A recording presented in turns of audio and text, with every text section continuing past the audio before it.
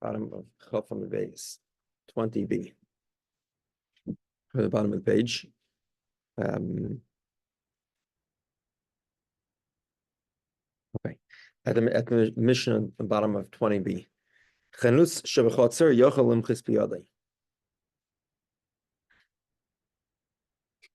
If a guy wants to open up a shop, he wants to sell merchandise.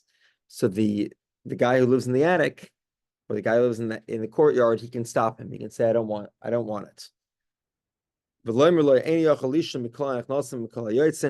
I can't sleep because of the people coming in and coming out. So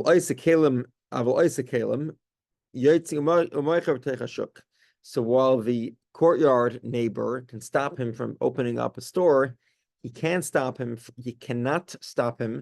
from creating vessels. I guess presumably he was a potter. He was making pottery. The neighbor can make pottery and then sell it in the marketplace. And he can't stop him even if there's noise from making the vessels. I can't handle the noise of the hammer. I guess if the guy was a blacksmith, or the sound of the mill, if the guy was running a mill. And the person, he cannot complain about the noise of kids. So now, what exactly does that mean? So the Gemara presumes that means, the Gemara is sort of confused, because the Gemara says you could be upset about the noise of people coming in and out at late hours, but you can't be concerned about the noise of the kids. So what exactly is the difference?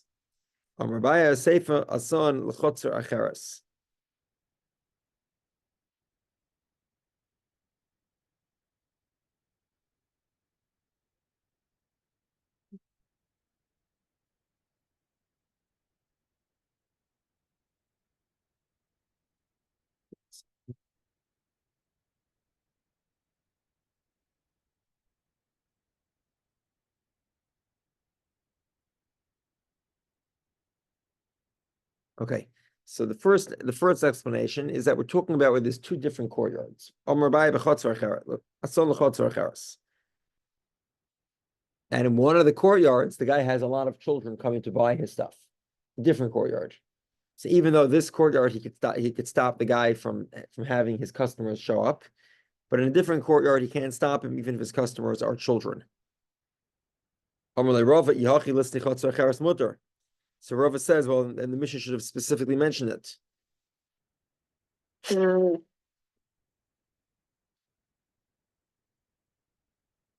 According to Rava, the critical component here is not the fact that they're kids. It's that the sale takes place in a different courtyard. Whether it would be true whether it was children or whether it was adults. So according to Rava, the Mishnah is sort of missing the boat. If that's at least Rava's argument against the Baal. So Rava says, no, what's going on is something else entirely. It has nothing to do with the guy who has the store and his customers. What's it referring to? The end of the Mishnah refers to the decree of Yeshua ben Gamlo, and after that decree happened. What meaning? We'll soon see. Basically, there's an obligation for the communities to establish study areas for children, and this is specifically to study Torah. And one cannot stop that from happening in or around his property.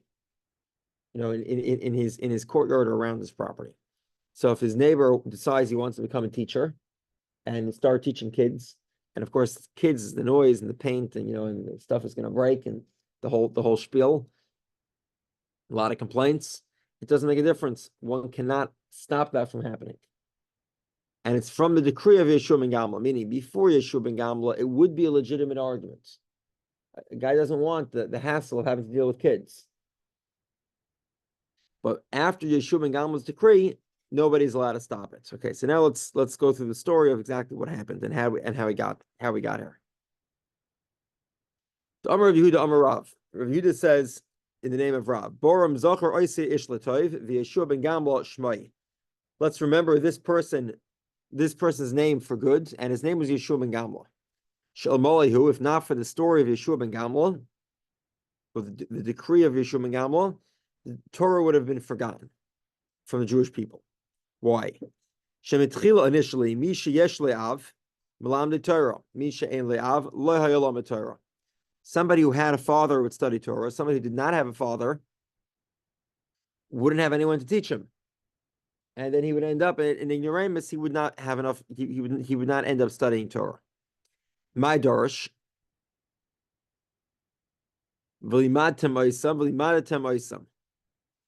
Okay. 1 second. Okay. So limatim oisam, the father was commanded to teach. Limatim atem. It could also, if you drop the vav from that word of oisam, meaning the father is commanded to teach his son Torah.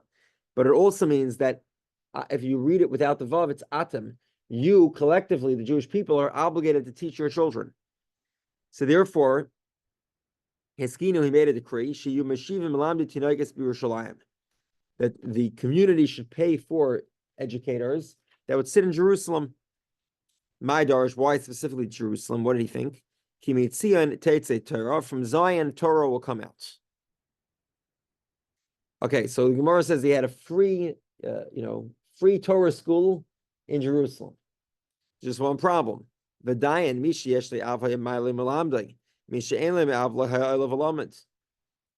who had a father, his father would bring him to Jerusalem to participate in the Torah school. But somebody didn't have a father, couldn't get there. So he made a new decree. Heskinu, he made a decree,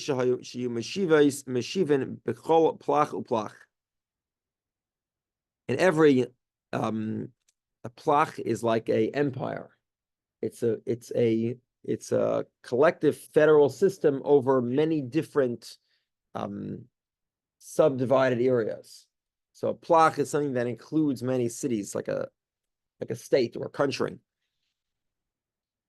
So in every country, let's say, they had one city which was dedicated to have a Torah school, and it was free, a yeshiva.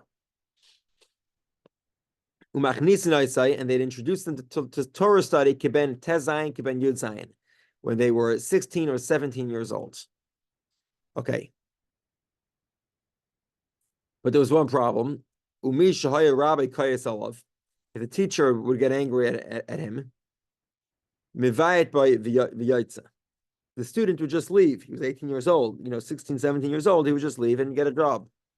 So what did they do? Until Yeshua ben Gamla came along.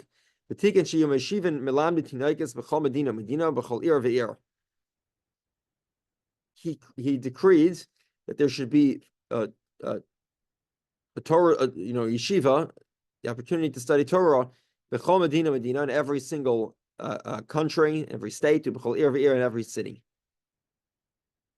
So you had yeshivas everywhere. You start teaching them Torah at 6 or 7 years old. Okay. And now, because Yeshua ben Gamla decrees that there should be something approximating what we call yeshiva today, or day school, in every single city and country, included in that decree was that neighbors cannot stop that from occurring. We'll get into the specifics shortly. Okay. And the other point was they start at 6 or 7 years old. Amarle Rav Rav Shmuel Bar Shilas.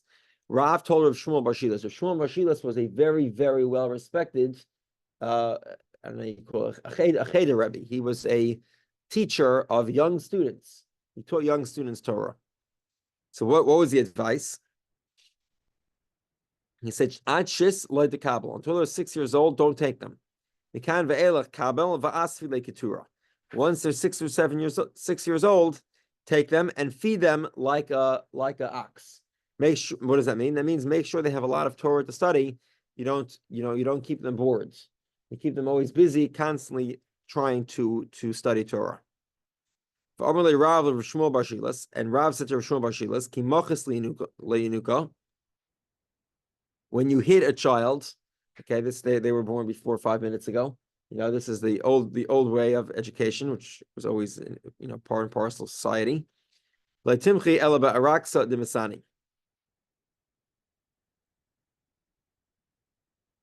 You should hit them only with your shoelaces, meaning you should hit them very lightly. Somewhere says the ka'ari, the like ka'ari, they have itzav salachaveri.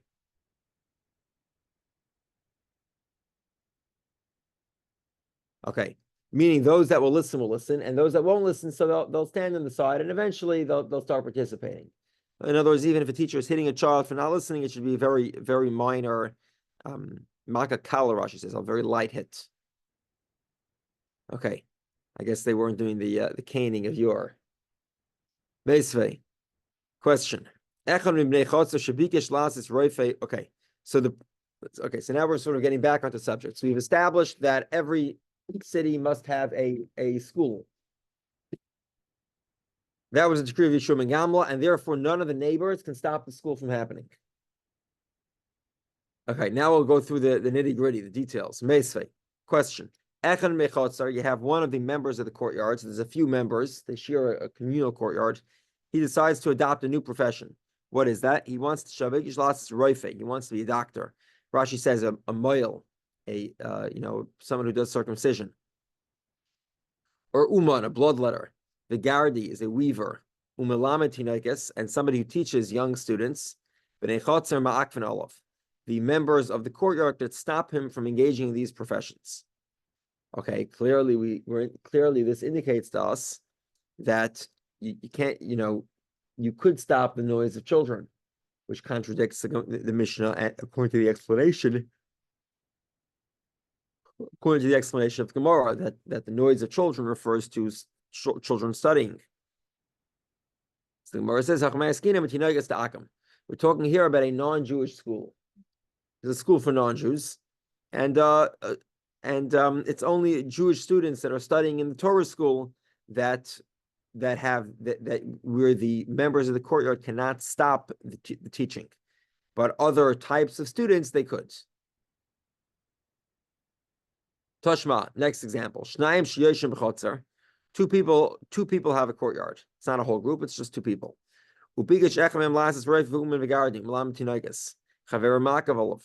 His friend wants to be a doctor, a bloodletter, a weaver, or a teacher of young students. His friend could stop him. So again, we see here that you can stop the creation of a school in your backyard. So Gemara says no. We're referring to a non-Jewish school. Tashma. Tashma mishiyesh bias b'chotzer. Somebody has a house in a courtyard. The courtyard is owned by multiple partners. He can't rent it out.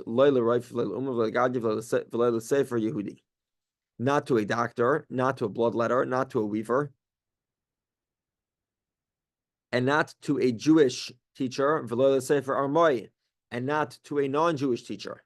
Meaning the school that we're talking about, where the owners of the courtyard can stop the type of activity taking place, refers to a Jewish school, and yet you still can stop the type of activity from happening. So Gemara says, okay. Okay, so this is interesting. So until now, I use the word school. Rashi explains here, Sefer Masa is what we would call today a principal. He's a teacher, but he doesn't actually teach. He delegates the task of teaching to many other teachers. Basically, what's going on here is that you can have a single class in your backyard, but a whole school that makes a tremendous amount of noise, and that type of sound you can stop from happening. Amar Rava says, from the time of Yeshua ben Gamla and onwards, we do not compel a student to travel to a different city to receive his education. It's the responsibility of the local city to provide that Jewish education for their sons. Okay. But from one synagogue to another synagogue, there's a town with multiple synagogues. Obviously, as you might imagine, the synagogue was off in the place where the study took place. So then mamtina, then you can bring them. V'mivsik nara, but if there's a river in between, loy mamtina, we don't require them to ford the river to get to school every day. However, v'ika titura, but let's say there's over the river, there's a very wide bridge. This is like an industrial size, a commercial bridge, can carry large amounts of cargo. So then mamtina, then that's considered very safe, and we allow them to cross the bridge. However, v'ika gamla, but if the bridge is very narrow and rickety, so then loy mamtina, we do not require them to go across the bridge.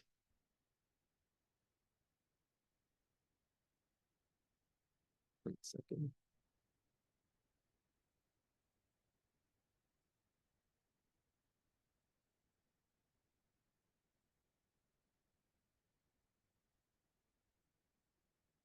Yeah, and there's a textual variation that explains the concern here is they might fall off the bridge. So we don't want them taking any risks getting to school, and because we're obligated to provide the education locally, so then we have to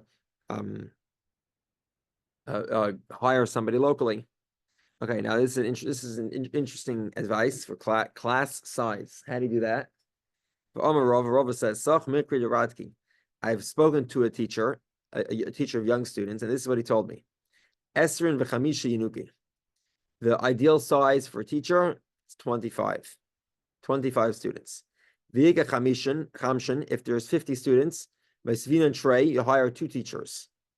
V'yiga arboin, and if there are 40 students, so mekminan reish duchno, u'mesayin le'mimasa.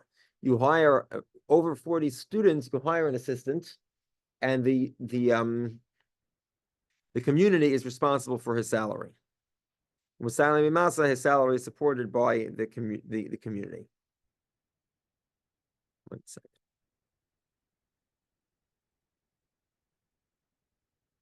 Okay. Rava taught. Hi mikra yinuki degaris ve'ika achrona degaris tfemine. This is another interesting set of laws. You have a teacher, and another teacher comes to town who's more qualified. He knows more Torah. We do not, just because you know more Torah does not mean that you automatically subsume the previous teacher's position. You can't just fire him on a dime. Why? Because you don't want any teacher to think that their position is secure by the amount of knowledge of Torah that they have. They should all be concerned that their jobs are dependent on their competency. That's the goal. And therefore, we would not, and I presume here that competency here is not necessarily the amount of Torah that you learn, but the fact that the teacher is able to actually educate the kids. The fact that somebody who's more knowledgeable in town is not significant. It's not a reason to get fired. Okay, and also the concern is that the guy who takes him over, who does have all the knowledge, he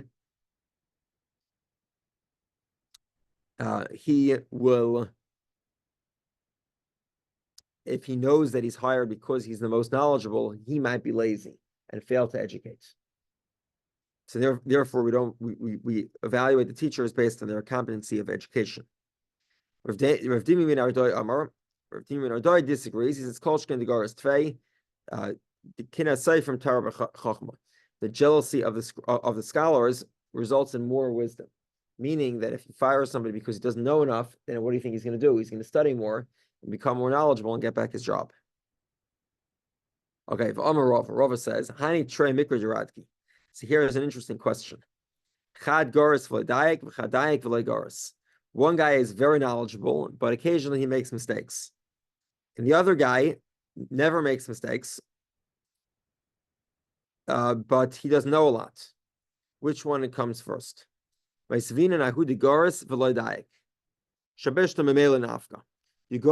the guy who's knowledgeable, even if he makes mistakes. Why? Because even if there's a mistake, eventually the mistake will leave. It will get out. However, there's a disagreeing opinion here. Rav Dimi ben Ardai says, Mesvina and Didayak Veloigaris. You hire the guy who's exacting, who's meticulous, and not the guy who knows a lot of knowledge. Why? Because Shabeshta Kivan to all. Once a mistake enters a person's mind, then it stays there. The Chsiv, how do we know this?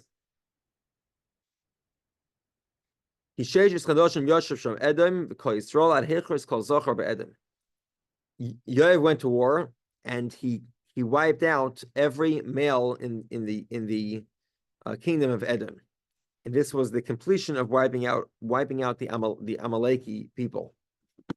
He also came to David when he came back to David. Amar Lei, he says, "My time Abdasachi. Why did you wipe out only the males? The obligation for Amalek is also the females." Amar Lei Desiv Timcha es Zochar Amalek. He says because the verse states, "Erase the Zochar, the male of Amalek." Amar Lei, he said, no, that's not the correct way to read it. It's not Zochar as in male. It's Zecher. It's remembrance. V'anan Zecher Karinan. We read it Zochar. Amar Lei, he says, no. I know Zochar Akrayan. To me, they read it as Zochar, male, not as Zecher. Okay, so Ozel Shayla Rabbi. So Yomi went back to his Cheder Rabbi, the teacher that taught him when he was a very young child.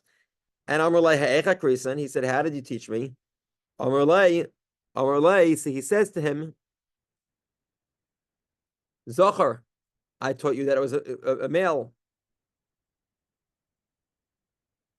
So Amar, 1 second. Shakal Safsiro. So Yoav the general took out his swords. To kill his teacher for making the mistake. Amar Lei Amai. See, so the teacher said, "Why are you killing me?" Amar Lei Siv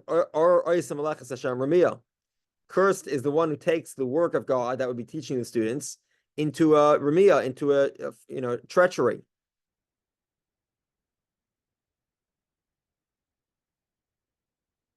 So Amar Lei, he says, "Okay, so I'm cursed by God for making the mistake. I get it, but Shafki lahu gavr the lake and ba'ar. So leave me as one who is cursed." The teacher says to Yoav, "Why are you killing me for making a mistake?" The verse only says that I'm cursed, so okay, so I'll be cursed. But why do you have to kill me? Amar Lei, he says to him, he says, and cursed is the one who withholds blood from his swords. Meaning, because you're cursed, you deserve to die. Some say Katle, he actually killed him, which is incredible that he would kill him over making a minor mistake. Some say Loy Katle, he did not kill him. How exactly does such what would seem to be a relatively minor offense justify effectively, capital punishment, execution? It's a good question. There's a lot of the commentaries discuss this. Okay, I'll add in one point here, which is an interesting point there Yaakov Kamenetsky makes here. If you remember from when we read this section before Shavuot, but before Purim, Parsha Zachar, we read it. There's two versions of the text. One is Zecher and one is Zachar. One is Zecher and one is Zecher. And he points out that, one second, where was Yoav and Tzuriya when they were reading this portion of the Parsha every year? He learned this as a kid, and now he's 50 years old, and he's still reading it as Zachar instead of Zecher. So he says, if the reading of the text is Zecher, then it would make sense. Zecher and Zachar sound very similar, so he wasn't paying close attention. But if it was Zecher, there's no way he could have missed that Serei for a kamatz. The difference of pronunciation is too strong. Okay, it's an interesting observation. I'm not saying that he's right or wrong, but it's an interesting point. For Omer Rava says, Mikri Yenuka, a teacher of students, Shasla, somebody who plants fields, Tafcha, a butcher or a ritual slaughterer. That would be what we call a shaykhet. V'omna, a bloodletter. V'sefer masa, and a scribe. Kulan kimusarin v'ayim dimnenu. Pardon the example. These people are like Secret Service. They're not allowed to fail at their jobs. There's no warning. There's no, oh, you did a bad job, you're warned. The next time you make a mistake, we'll fire you. These people their job is inherently warned. Meaning, if they fail at their jobs, they're fired immediately. And the reason for this, Kollel the milts, the general rule is, Kol pseida de lehodar, any action that they do that can't be undone, it's a permanent, like a guy who lets blood, right? He makes a mistake, he kills somebody. There's no room for error. If the mistake is permanent and kill a guy by mistake, we don't have time to warn you and then let you kill another person. You're immediately fired. Rav Huna says, okay, get a little bit closer back onto subject. Hi bar mevoya duuki rechaya. There was a member of the Movi. The Movi, like we said, was the larger courtyard. We explained the Movi system. It was the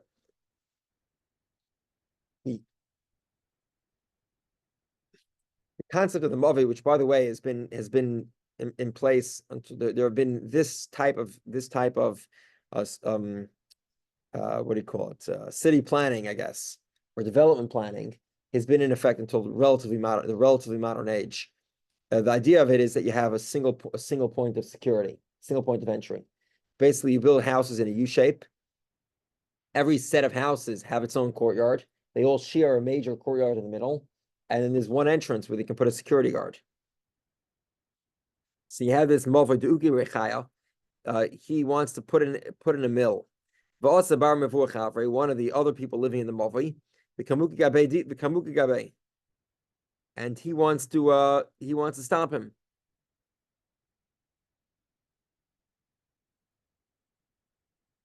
One second.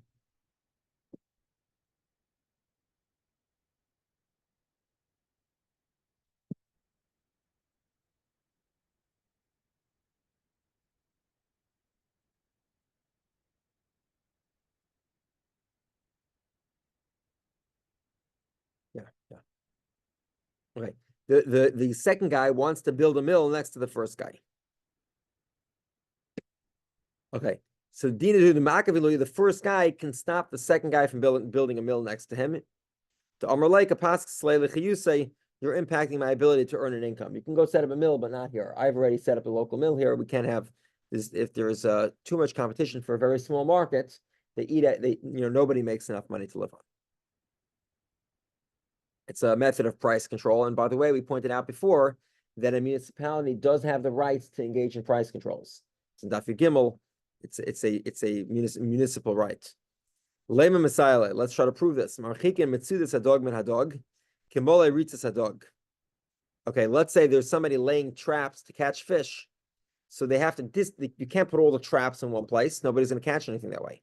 You need to distance the traps. How far do you have to distance the traps? Kimole ritzas hadog, as far as the fish runs. I guess when it escapes. Kaman, how far is that? Amar Rafuna. At Parasa, Parasa is a very large amount of it's a few thousand over a few thousand feet. Okay. 1 second.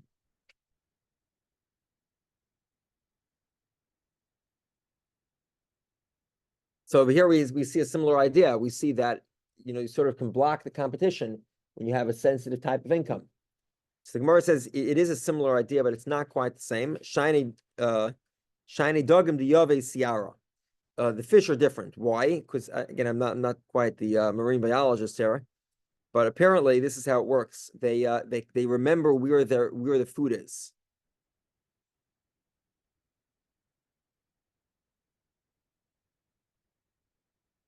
Okay, so if once a guy lays the traps, then it's considered as if he automatically caught the fish.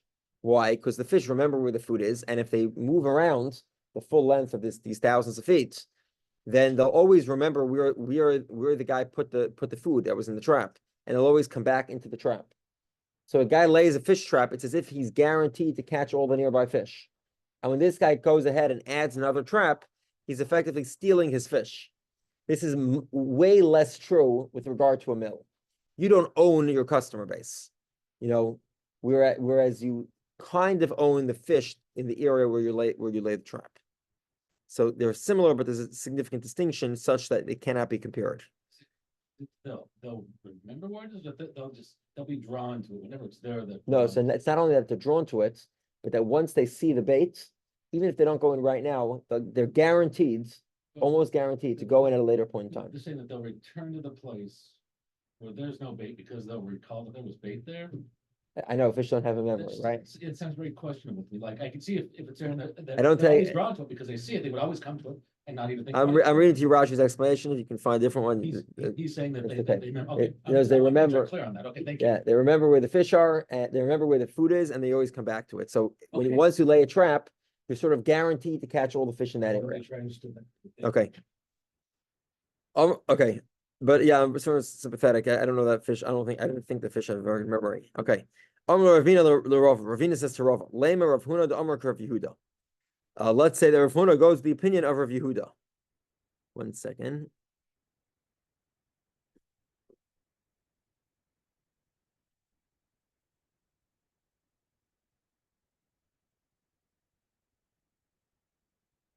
Okay, the Tanami learned. So again, Rav Huna is the one that says you can't build two mills, right? The second guy can't build a mill next to the first guy. Let's say goes the opinion of Rav Yehudah. Tanami learned. Rav Yehudah and Rav Yehudah taught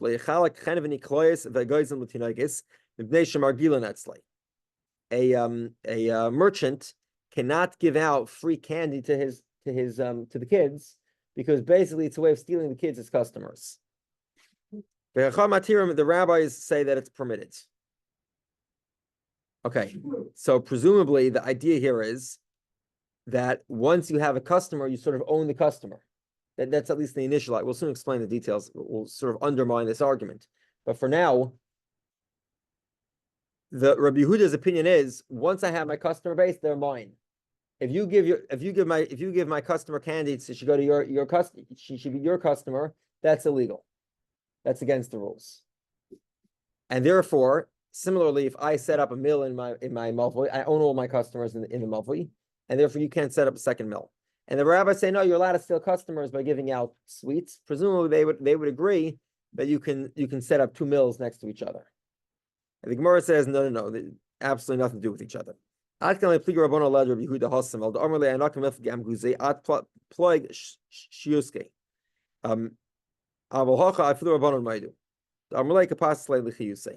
debate between Rabbi Yehudah and the rabbis has nothing to do with stealing customers. Rabbi Yehudah says it's permitted to engage in this type of self-promotion by giving out candy to kids. And the rabbis say, look, you could give out Laffy Taffies and I'll give out lollipops. Okay? So in other words, there's nothing wrong with this type of there's nothing wrong with these types of small gifts, which is customary. I remember as a kid, I used to go to the bakery, they used to always give me a cookie, for free. And it's customary, I think, that in many bakeries, it's not, it wasn't just the ones that I went to. It happens all the time. People give kids, they give them a candy, they go to the candy store, they give them candy, something like that. So therefore, the rabbis say that this is not an illegal form of competition. There's nothing wrong with it. Everyone could participate. And Yehudah says it's a prohibited form of competition because you're giving it an extra incentive. But with regard to the question of whether or not you can build two mills, everyone would agree that once there's one mill built and not enough business for both, the second guy cannot build a mill.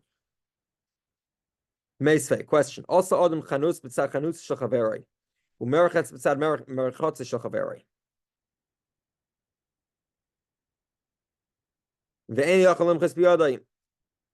A person is able to open up a store next to his friend's store.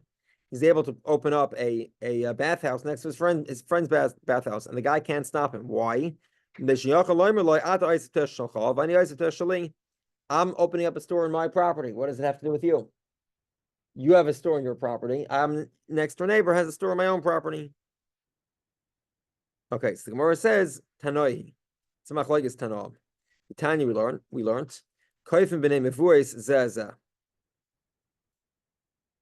The people of the different mavois, they can force each other. That they should not have a what's that? Let me translate a chayet. A burski is a tanner.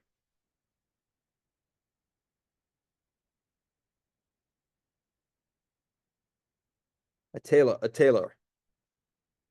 tailor or tanner of not a teacher of students, and not a craftsman. Okay, 1 second.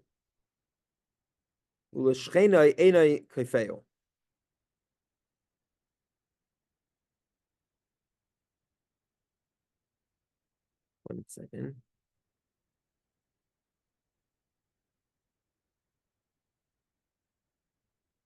Okay. So the rule is the people in the Movi can make an agreement that nobody's allowed to rent out their property to a craftsman. There's no dentist office here, no lawyer's offices. However, but let's say somebody in the Movi wants to go into business as a dentist or as one of these craftsmen, then nobody could stop him because he's working in his own property. You could even force your neighbor not to go into these businesses. So meaning there's a debate here whether the fact that you're working your own property is if you're working your own property, is that a reason why you can't be